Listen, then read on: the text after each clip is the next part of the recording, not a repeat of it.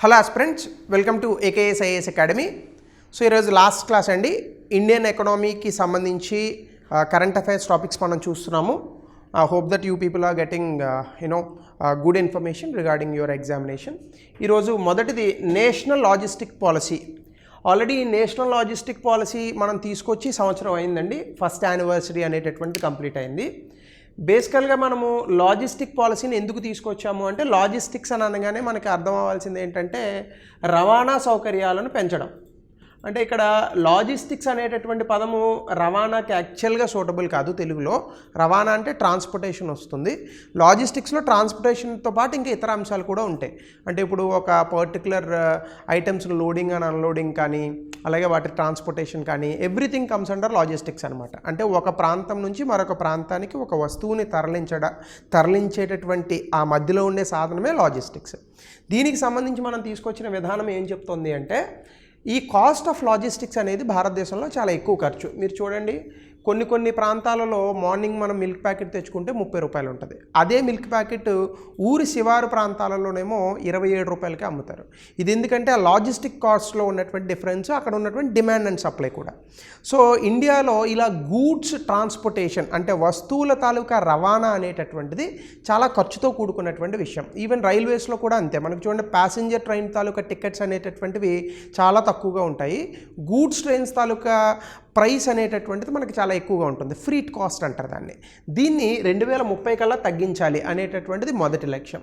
రెండోది logistic performance index అనేటటువంటిది అవుతుంది. అంటే ప్రపంచవ్యాప్తంగా ఈ లాజిస్టిక్స్ అనేటటువంటిది ఏ దేశాలలో ఎంత ఖర్చు అవుతోంది అనేది చూస్తూ ఉంటారనమాట.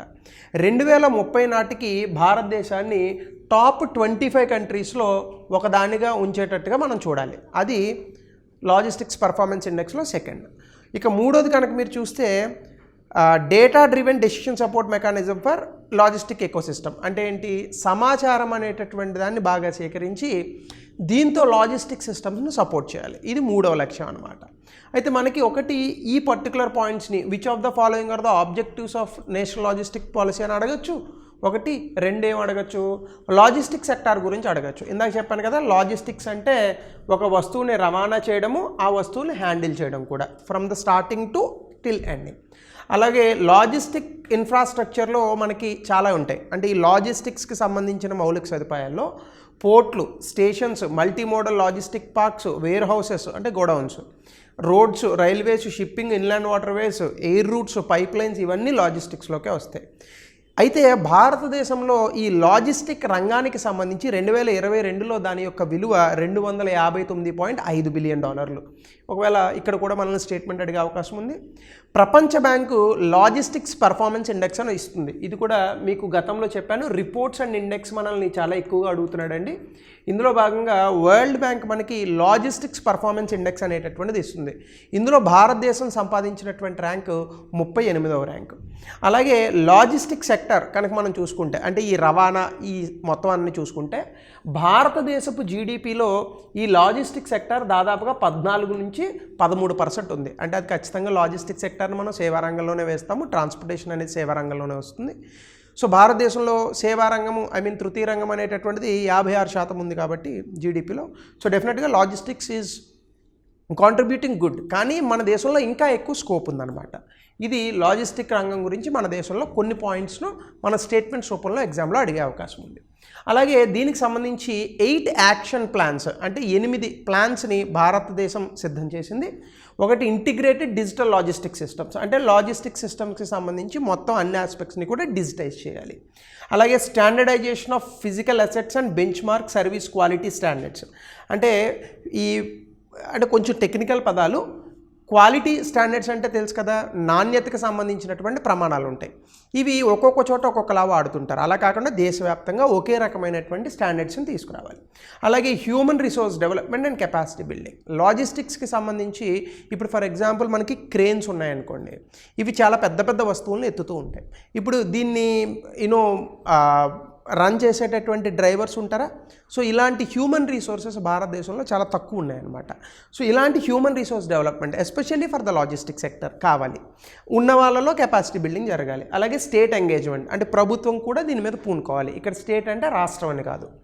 అలాగే ఎక్స్పోర్ట్ ఇంపోర్ట్ లాజిస్టిక్స్ అంటే ఎగుమతులకు దిగుమతులకు సంబంధించిన లాజిస్టిక్స్ అంటే పోర్ట్ డెవలప్మెంట్ కానీ పోర్ట్లో మనం వాడేటటువంటి ఈ పెద్ద పెద్ద cranes and other belts mechanisms కానీ అవన్నీ కూడా.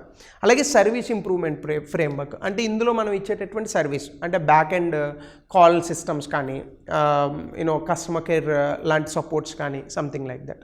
అలాగే sectoral plan for efficient logistics అంటే ఈ రంగానికి సంబంధించి ఒక ప్రణాళిక మొత్తం క్షేత్రస్థాయిలో రావాల్సిన అవసరం ఉంది. అలాగే డెవలప్మెంట్ ఆఫ్ లాజిస్టిక్ పార్క్స్ అంటే ఈ లాజిస్టిక్స్కి సంబంధించి మనం ఒక ప్రత్యేకమైనటువంటి ప్రాంతాలను అభివృద్ధి చేస్తాం అన్నమాట.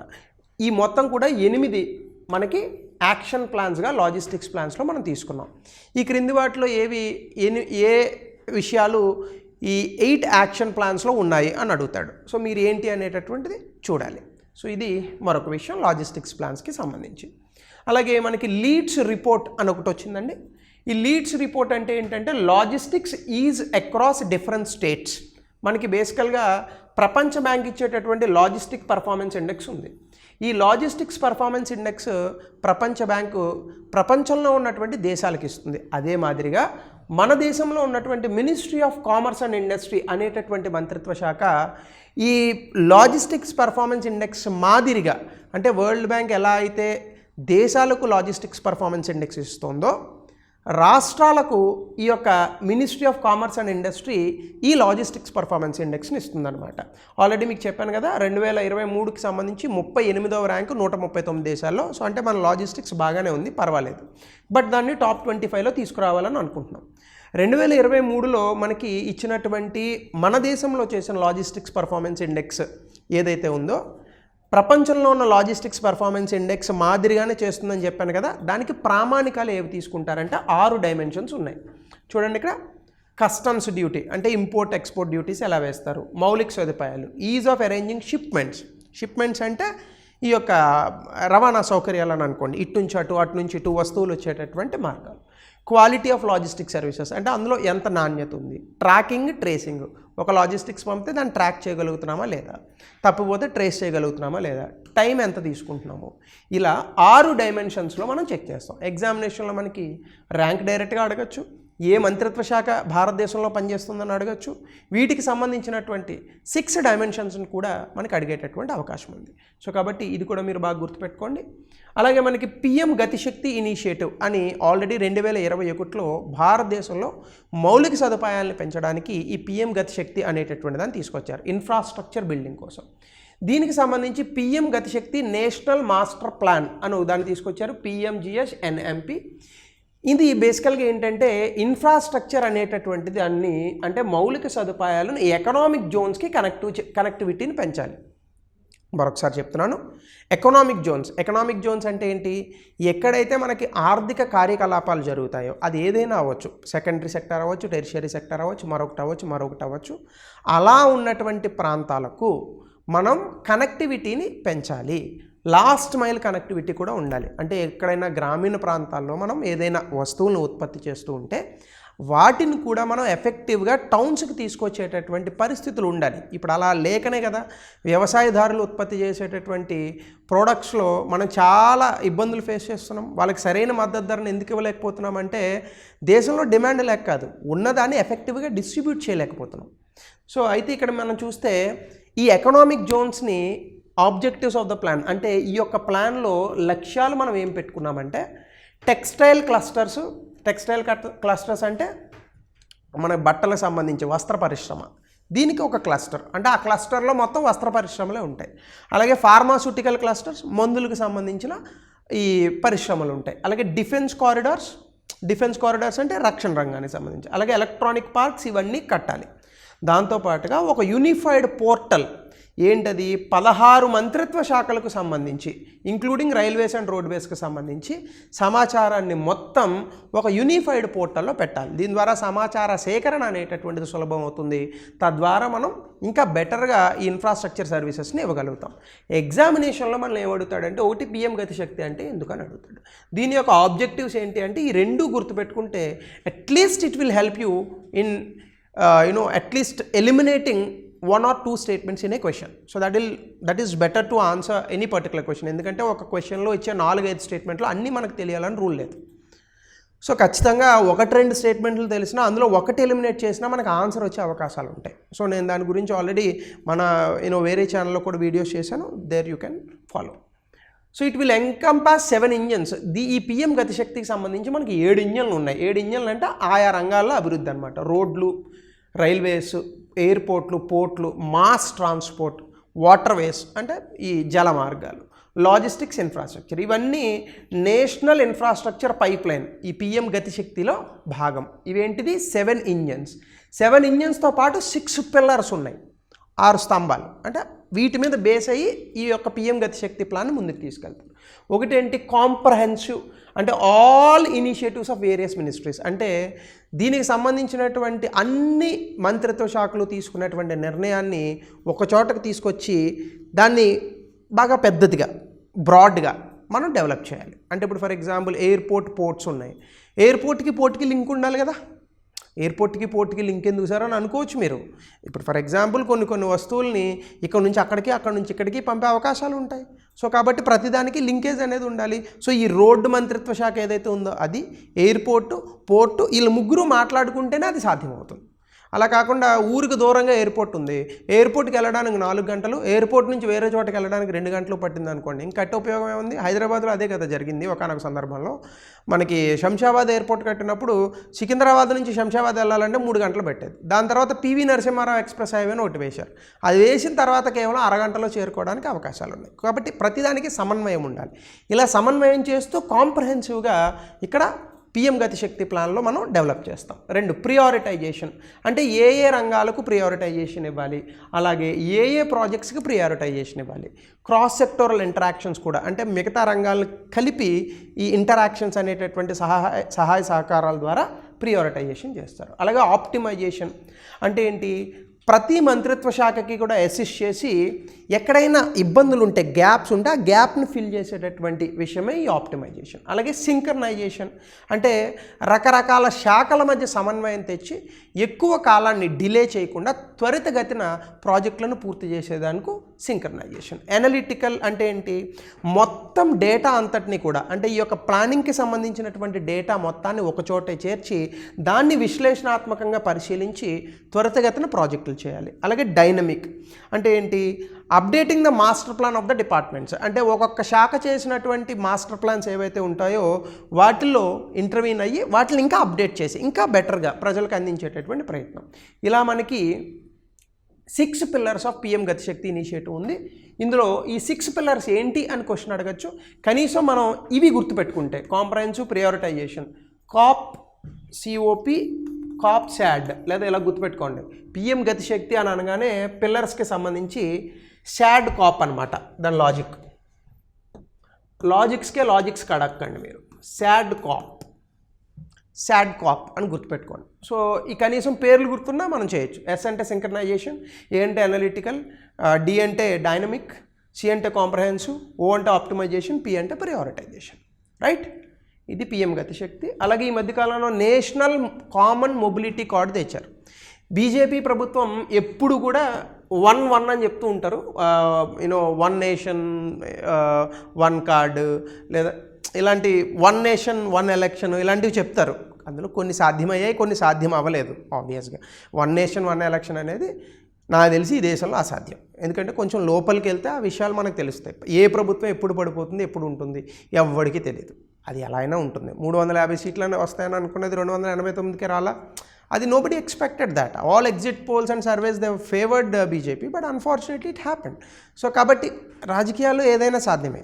సో 1 నేషన్ అనే ఇచ్చినంత మాత్రాన జరగాలని లేదు, కానీ కొన్ని పాసిబిలిటీస్ ఉన్నాయి. ఎగ్జాంపుల్ లైక్ దిస్, టెక్నాలజీతో కారణంగా నేషనల్ కామన్ మొబిలిటీ కార్డ్ అంటే ఇదేంటంటే బేసికల్గా మనము ట్రాన్స్పోర్టేషన్ ఇంకా ఇతర సౌకర్యాలు వాడుతూ ఉంటాం. ఉదాహరణకి మనం మెట్రోలో ట్రావెల్ చేస్తాం, బస్సులో ట్రావెల్ చేస్తాం, సబర్బన్ రైల్వేస్ ఉంటాయి, అలాగే టోల్ గేట్కి వెళ్తాం, పార్కింగ్స్ చేస్తాం, స్మార్ట్ సిటీలో తిరగడానికి రీటైల్ షాపులకి వెళ్తాం. వీటన్నిటికీ పే చేయడానికి ఒకే కార్డు ఉందనుకోండి, బాగుంటుంది కదా. ఇప్పుడు జనరల్గా అయితే మనం ఏం చేస్తున్నాం, బస్కో పాసు, మెట్రోకి మెట్రో పాసు, టోల్ గేట్కి ఏమో మళ్ళీ మనము ఈ మనకి ఇది ఉంటుంది కదా, ఆ టోల్ గేట్లో ఇప్పుడు వాడుతున్నాం, ఏమంటారు దాన్ని, ఫాస్టాగ్. ఈ అన్నిటికీ ఒకటే కార్డు వాడతారనమాట. దీన్ని ఇటీవల కాలంలో 1 నేషన్ 1 కార్డు పేరిట స్టేట్ బ్యాంక్ ఆఫ్ ఇండియా ఈ ఎన్సిఎంసి రూపే ప్రీపెయిడ్ కార్డుని రిలీజ్ చేసింది. ఇది చిప్ బేస్డ్ ఉంటుంది, ఇందులో చిప్ ఉంటుంది, సేమ్ బ్యాంక్ ఇష్యూ చేసినటువంటి డెబిట్ కార్డ్ క్రెడిట్ కార్డ్ మాదిరిగానే ఉంటుంది. దీన్ని ఈ సౌకర్యాలన్నిటికీ కూడా అంటే including your toll gate fast tags something like that, ఈ అన్నిటికీ కూడా మీరు వాడచ్చు. సో దీన్ని one national common mobility card అనేటటువంటి పేరుతో పిలుస్తున్నారు. ఇది 2019లో తీసుకొచ్చారు, బట్ అప్పుడు వచ్చిన కాన్సెప్ట్ ఇప్పుడు పట్టాలెక్కిందనమాట. సో దీన్ని ఎవరు లాంచ్ చేశారో అని కనుక అడిగితే డెఫినెట్గా ఎస్బీఐ మాత్రమే లాంచ్ చేసింది. మేబీ తర్వాత వేరే బ్యాంక్స్కి ఇవ్వచ్చు. సో దీని తాలూకా ఉపయోగాలు ఏంటనేది నేను ఇక్కడ చెప్పాను. So this is where you can expect a question here. అలాగే national electricity plan, central electricity authority అనేటటువంటి సంస్థ నేషనల్ ఎలక్ట్రిసిటీ ప్లాన్ 10 సంవత్సరాలకి 2022 నుంచి 2032 వరకు తీసుకొచ్చారు. అయితే ఇందులో భాగంగా ఈ నేషనల్ ఎలక్ట్రిసిటీ ప్లాన్లో సెంట్రల్ ఎలక్ట్రిసిటీ అథారిటీ మనకి ఇప్పుడు ఉన్నటువంటి ఎలక్ట్రిసిటీ తాలూకా ఇన్స్టాల్డ్ కెపాసిటీ వీటికి మనకున్న డిమాండ్కి సంబంధించి డైనమిక్ ప్లాన్స్ చేస్తూ ఉంటుంది. అయితే మనకి అందులోకి ప్రొవిజన్స్ ఇస్తాడని నేను ఎక్స్పెక్ట్ చేయలేదు. ఒకవేళ మనల్ని అడిగితే ఇక్కడ అడగచ్చు. ఆల్ ఇండియా రీఇన్స్టాల్డ్ కెపాసిటీలో భాగంగా మనం కనుక చూస్తే 2022 మార్చి 31 నాటికి ఇన్స్టాల్డ్ కెపాసిటీలో హయ్యెస్ట్ కెపాసిటీ మనకి ఎక్కడుంది, ఇలాంటి క్వశ్చన్లు మనకు వచ్చేటటువంటి అవకాశం ఉంది. మీరు ఒకసారి చూస్తే కనుక ఇక్కడ లార్జ్ హైడ్రో కోల్ చూడండి, all India installed capacity, all India reinstalled capacity. All India installed కెపాసిటీలో కోల్ 51%, అంటే బొగ్గును ఆధారిత ఇన్స్టాల్ కెపాసిటీ 51%. మిగతాయి తక్కువ వాడతాం, ఇదే వాడతాం మనం యాక్చువల్గా. అలాగే నెక్స్ట్ చూస్తే రైట్ న్యూక్లియర్ ఒకటి మనల్ని అడిగే అవకాశం ఉంది. న్యూక్లియర్ 2%, హైడ్రో ఎలక్ట్రిసిటీ బహుశా ఇది 39% వరకు ఉంది నాకు తెలిసి. అది హైడ్రో ఎలక్ట్రిసిటీ రిజర్వాయర్స్ నుంచి. హైడ్రో మనకి 39% ఉంది, కానీ ఇది వాటర్ని బట్టి వస్తుంది, వాటర్ లేకపోతే రాదు. గ్యాస్ మనకి 6% ఉంది, గ్యాస్ మనకి 6% ఉంది. న్యూక్లియర్ కేవలం 2% మాత్రమే ఉంది. అలాగే all India reinstalled capacity as on 21 మీరు చూసుకుంటే కనుక ఇక్కడ చూడండి ఒకసారి, biomass, small hydro, large hydro. Large hydro మనకి 30% ఉంది. ఇదేంటంటే రెన్యూబుల్ ఎనర్జీ, సారీ ఇక్కడ రీఇన్స్టాల్ అని చదివాను, ఇది రెన్యూబుల్ ఎనర్జీ. సో రెన్యూబుల్ ఎనర్జీలో ఎక్కువగా మనకి ఏముందంటే large hydro second place, solar మొదటి ప్లేస్లో ఉంది 34%. సో రెన్యూబుల్ ఎనర్జీకి సంబంధించి హయ్యెస్ట్ మనకి ఎక్కడి నుంచి వస్తుంది పవర్ అంటే solar electricity 34%, large hydro 30%, small hydro 3%, wind పవన విద్యుత్ అని అంటాము, ఇది 26% ఉంది. బయోమాస్ 7% ఉంది. ఈ పర్సంటేజెస్ని ఆధారంగా చేసుకొని ప్రశ్నలు అడగచ్చు. కింద నుంచి పైకి, పై నుంచి కిందకి ఆర్డర్లో పెట్టమని అనొచ్చు. గుర్తుపెట్టుకోండి, నార్మల్గా మనం తీసుకుంటేనేమో coal 51%, hydro electricity 39%, nuclear 2%, gas 6%. Whereas when comes to renewable energy అంటే పునరుత్పాదక శక్తిలో solar 34, large hydro 30, small hydro 3, wind energy 26, biomass 7. So ఖచ్చితంగా మీరు ఈ పర్సంటేజ్ గుర్తుపెట్టుకోవాలి. Somewhere it will help you to answer the questions. అలాగే గ్లోబల్ ఇన్నోవేషన్ ఇండెక్స్ 2023 ఆవిష్కరణలు, నూతన ఆవిష్కరణలకు సంబంధించి భారతదేశం గతంలో కూడా 40వ ర్యాంకే సాధించింది. నూతన ఆవిష్కరణలకు సంబంధించి దేశంలో ఎన్ని పేటెంట్స్ అలాగే ఎన్ని ట్రేడ్ మార్క్స్ వస్తున్నాయి అన్నదాన్ని బట్టి, ఎన్ని పేటెంట్స్కి అప్లికేషన్స్ వస్తున్నాయి అన్నదాన్ని బట్టి నిర్ధారిస్తారు. ఇది వరల్డ్ ఇంటలెక్చువల్ ప్రాపర్టీ ఆర్గనైజేషన్ అనేటటువంటి సంస్థ లాంచ్ చేస్తూ ఉంటుంది. దీన్ని మీరు వినే ఉంటారు ఆబ్వియస్గా. ఈ సంస్థ రిలీజ్ చేసినటువంటి రిపోర్ట్ ప్రకారం గ్లోబల్ ఇన్నోవేషన్ ఇండెక్స్లో భారతదేశం 2023 సంవత్సరానికి ర్యాంక్ 40వ ర్యాంక్. ఇది మీరు బాగా గుర్తుపెట్టుకోవాలి. సో ఇది క్వశ్చన్ అడిగేటటువంటి అవకాశం ఉంది. అయితే దీనికి క్రైటీరియా ఏంటి అని మీరు చూస్తే ఇందులో 2 క్రైటీరియాలు ఉంటాయి. క్రైటీరియాలను 2 భాగాలు, ఒకటి input pillars, 2 output pillars. Input pillars అంటే ఏంటంటే మనకి భారతదేశం లోపల ప్రభుత్వం ఎట్లా మనకి హెల్ప్ చేస్తుంది ఇలాంటి అంశాల మీద ఉంటుంది. అంటే ఇన్స్టిట్యూషన్స్, వ్యవస్థలు ఎలా ఉన్నాయి, హ్యూమన్ క్యాపిటల్ అండ్ రీసెర్చ్ ఎంత పరిశోధనలు చేస్తున్నారు, దాని మీద ఎంత హ్యూమన్ రిసోర్స్ బయటకు వస్తుంది, చదువుకునే విద్యార్థులు, అలాగే మౌలిక సదుపాయాలు ఎలా ఉన్నాయి, మార్కెట్ సాఫిస్టికేషన్ ఎలా ఉంది, బిజినెస్ సాఫిస్టికేషన్ అట్లా ఉంది, అంటే వ్యాపారాలు ఎలా జరుగుతున్నాయి, మార్కెట్ ఎలా రియాక్ట్ అవుతుంది, ఇలాంటి వాటి మీద ఈ ప్రాతిపదికలు లెక్కేస్తారు. ఇది ఇన్పుట్ పిల్లర్స్. అవుట్పుట్ పిల్లర్స్ అంటే ఏంటంటే నాలెడ్జ్ అండ్ టెక్నాలజీ అవుట్పుట్స్, అంటే ఎంత నాలెడ్జ్ బయటకు వస్తుంది. ఇప్పుడు మీరు ఎన్ని పేటెంట్స్ వేశారన్న దాన్ని బట్టి ఎంత నాలెడ్జ్ బయటకు వస్తుందో చెప్పచ్చు. టెక్నాలజీ, ఎన్ని నూతన సాంకేతికతలు ఆ దేశంలో బయటకు వస్తున్నాయి, ఆవిష్కరణలు. క్రియేటివ్ అవుట్పుట్స్ ఎన్ని వస్తున్నాయి. ఇప్పుడు చూడండి, చాలా యాప్లు వస్తున్నాయి, కొత్త కొత్త కంపెనీలు వస్తున్నాయి. ఇవన్నీ క్రియేటివిటీకి అద్దం పట్టేవే కదా. భారతదేశంలో కొత్త కొత్త కంపెనీలు, కొత్త కొత్త ఐడియాలు. సో ఇవన్నీ చూస్తారు ఇందులో. అవుట్పుట్ పిల్లర్స్ అనమాట. ఒకటి ఇన్పుట్ పిల్లర్స్, రెండు అవుట్పుట్ పిల్లర్స్. ఈ ప్రాతిపదికన మనకి ఈ నేషనల్ ఇన్నోవేషన్ ఇండెక్స్ అనేటటువంటి దాన్ని లెక్కిస్తారు, గ్లోబల్ ఇన్నోవేషన్ ఇండెక్స్. సో ఇది మీరు గుర్తుపెట్టుకోండి. ఈ క్రైటీరియాలను మనకి ప్రశ్న రూపంలో అడగచ్చు, లేదా డైరెక్ట్గా ర్యాంక్ అడగచ్చు. Anything could be possible. అలాగే భారతదేశంలో స్టార్టప్స్కి సంబంధించి పార్లమెంటరీ స్టాండింగ్ కమిటీ ఒక రిపోర్ట్ రిలీజ్ చేసిందండి. Ecosystem of startups to benefit India. ఈ రిపోర్ట్ పేరు డైరెక్ట్గా ఈ రిపోర్ట్ పేరు అడిగేటటువంటి అవకాశం ఉంది. Ecosystem of startups to benefit India. Startups ఇండియాలో మీరు కనుక చూస్తే స్టార్టప్ అని దేన్ని అంటారు? ఏదైనా ఒక కంపెనీని స్టార్టప్ అవ్వాలి అంటే దానికి కొన్ని క్రైటీరియాస్ ఉంటాయి. ఈ క్రైటీరియాని ఎవడు పెడతాడు? DPIIT, ఇది మంత్రిత్వ శాఖ, అంటే department of promotion and internal trade, department of promotion of industry and internal trade. ఇది ministry of commerce and industry, అంటే పరిశ్రమల శాఖ కిందకు వస్తుందన్నమాట. ఇందులో ఒక కంపెనీ తాలూకా ఏజ్, ఒక కంపెనీ 10 సంవత్సరాలు దాటి ఉండకూడదు. 10 సంవత్సరాలు దాటి ఉండకూడదు, అంటే కంపెనీ మొదలుపెట్టి 10 సంవత్సరాలు దాటి ఉండకూడదు. ఇది మొదటి క్రైటీరియా. 2, ఈ కంపెనీ అనేటటువంటిది పార్ట్నర్షిప్ ఫర్ము, లేదా లిమిటెడ్ లయబిలిటీ, లేదా ప్రైవేట్ కంపెనీ అవ్వాలి. ఒకటి పార్ట్నర్షిప్ ఫర్ము, లేదా లిమిటెడ్ లయబిలిటీ, లేదా ప్రైవేట్ లిమిటెడ్ అవ్వాలి. ఇది కంపెనీస్ యాక్ట్ 2013 ప్రకారం వస్తుంది. యాన్యువల్ టర్నోవర్ 100 కోట్లు దాటి ఉండకూడదు. 100 కోట్ల యాన్యువల్ టర్నోవర్ ఉంటే ఇంక స్టార్టప్ అన్నం ఎందుకులేండి, హ్యాపీగా 100 కోట్లు ఉంటే కనీసం 1 కోటి రూపాయలన్నా మనం తీసుకొని వాడుకోలేమా? ఒరిజినల్ ఎంటిటీ అంటే ఏంటి? ఈ కంపెనీ అనేటటువంటిది కొత్తగా ఉండాలి తప్ప వేరే కంపెనీలోంచి భాగం అయిపోయి రాకూడదు. అంటే ఇప్పుడు ఫర్ ఎగ్జాంపుల్ ఏదో ముఖేష్ అంబానీ గారి కంపెనీ ఉందనుకోండి, ఓ పెద్ద కంపెనీలోంచి ఓ చిన్న మొక్క తీసి వేరే కంపెనీగా ఇన్కార్పొరేట్ చేశారనుకోండి, అది స్టార్టప్ అవ్వదు. కొత్తగా మొదలుపెట్టి ఉండాలి ఈ కంపెనీ. సో దాన్ని స్టార్టప్ అని అంటారు. ఒరిజినల్ ఎంటిటీ అయి ఉండాలి. అలాగే ఇన్నోవేటివ్ అండ్ స్కేలబుల్ అంటే ఏంటి? ఏదైనా ఒక కొత్త ఆవిష్కరణ లేదా ఆలోచనతో ఆ కంపెనీ ప్రారంభమై ఉండాలి. స్కేలబుల్ అయి ఉండాలి. స్కేలబుల్ అంటే ఏంటంటే ₹1 కోటి రెవెన్యూ వస్తుంది, 1000 కోట్ల రెవెన్యూకి వెళ్ళేటటువంటి స్కోప్ ఉండాలి. ఆ స్కోప్ ఆఫ్ మార్కెట్ని స్కేలబిలిటీ అని అంటారు. So it's a very important thing. స్టార్టప్లో ఉన్న మజానే అది అనమాట. ఇప్పుడు ఫర్ ఎగ్జాంపుల్ మనం చూడండి, ఒక టీ షాప్ పెట్టుకున్నాను అనుకోండి, నేను మహా అయితే ఎన్ని టీలు అమ్మగలుగుతాను? రోజుకి కౌంటర్ ఒక 2000 రూపాయలు చేయగలుగుతాను. కానీ ఈ మధ్యకాలంలో టీ టైం అనే ఒక ఐడియా వచ్చింది ఎవరో కుర్రోడికి, సమ్ 21 ఇయర్స్ ఎంతో అబ్బాయికి. ఈ టీ టైం ఐడియాతో చాలా టీ షాప్స్ని పట్టుకొచ్చి ఒక కంపెనీ కింద పెట్టాడు అతను. 1000 కోట్లు టర్న్ ఓవర్ అయింది. సో ఇది స్కేలబిలిటీ అనమాట. స్కోప్ ఆఫ్ బిజినెస్ ఎక్కువ చేయగలిగితే స్కేలబిలిటీ అని అంటారు. సో దాన్ని మనము ఇన్నోవేటివ్ అండ్ స్కేలబిలిటీ అనేటటువంటి దాంట్లో తీసుకోవచ్చు. ఆ రకంగా స్టార్టప్స్కి ఈ 5 క్రైటీరియాస్ వస్తే మనకి department of promotion of industry and internal trade అనేటటువంటి డిపార్ట్మెంట్ 3 సంవత్సరాలు ట్యాక్స్ ఎగ్జంప్షన్ ఇస్తారు. 3 ఏళ్ళు ట్యాక్స్ కట్టక్కర్లేదు.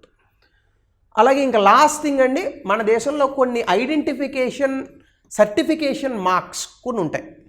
అంటే ISI అని చదువుతూ ఉంటాం మనం, ఇండియన్ స్టాండర్డ్ మార్క్స్, ఇవన్నీ చదువుతూ ఉంటాం. ఇవి ఎవరెవరు ఇస్తారు?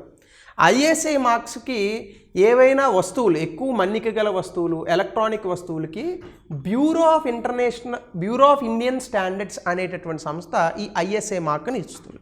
దానికి ఒక క్రైటీరియా ఉంటుంది, మనం అంత దూరం వెళ్ళక్కర్లేదు. అలాగే అగ్మార్క్ అని ఒకటి ఉంది, directorate of marketing and inspection. ఇది డిపార్ట్మెంట్ ఆఫ్ అగ్రికల్చర్లోకి వస్తుంది. అగ్రికల్చర్ కమోడిటీస్, వ్యవసాయ ఉత్పత్తులకి ఈ అగ్మార్క్ని ఇస్తారు. అంటే అగ్రికల్చర్ మార్క్ అనమాట అగ్మార్క్ అంటే. అలాగే BIS హాల్ మార్క్, గోల్డ్ జ్యువెలరీకి సంబంధించి ఈ బ్యూరో ఆఫ్ ఇండియన్ స్టాండర్డ్స్ ఇస్తారు. మనకి ఇది ఉంటుంది కదా, ఏదో 916 KDM అని అంటారు కదా, అవి హాల్ మార్క్స్ అనమాట. సో అది hall mark. Wool mark, 100% pure wool ఉంటే దానికి ఇచ్చేది వూల్ మార్క్. ఎకో మార్క్ అంటే పర్యావరణాన్ని నష్టం కలిగించినటువంటి వస్తువులకి ఈ ఎకో మార్క్ని ఇస్తారు. ఇది కూడా బ్యూరో ఆఫ్ ఇండియన్ స్టాండర్డ్స్ ఇస్తుంది. FPO మార్క్ అంటే ఏంటంటే food safety and standards authority of India అని ఒకటి ఉంది. ఇది మనం తినేటటువంటి ఆహార పదార్థాల్లో కల్తీలు జరగకుండా నివారించేటటువంటి సంస్థ. ఈ సంస్థ ఇచ్చేటటువంటి మార్క్ని FPO మార్క్ అని అంటారు. అలాగే India organic, agriculture and processed food products and export development authority అని ఒకటి ఉంది. వీళ్ళు ఏదైనా ఒక వస్తువుని రసాయనిక మందులతో కాకుండా ప్రకృతి సహజ సిద్ధంగా పండించినటువంటి వస్తువులకి ఈ ఇండియా ఆర్గానిక్ అనేటటువంటి ఒకటి ఇస్తారు. ఈ మధ్యన ఆర్గానిక్ టీ అని వచ్చింది, దానికి ఉన్నట్టుంది మార్క్. సో ఇవన్నీ కూడా different certification marks in India. ఇవి క్వశ్చన్స్లో వచ్చేటటువంటి అవకాశం ఉంది. ఇన్ కేస్ వస్తే బౌన్సర్స్ అవుతాయి, ఎందుకంటే ఇలాంటివి సాధారణంగా మనం చదవం. సో ఇది టోటల్గా మీకు ఎకనామీ టాపిక్స్ గత 1 సంవత్సరంలో వచ్చినటువంటి టాపిక్స్ని నా సాధ్యపడినంత మేరకు నేను కవర్ చేశాను. So all the best to all of you.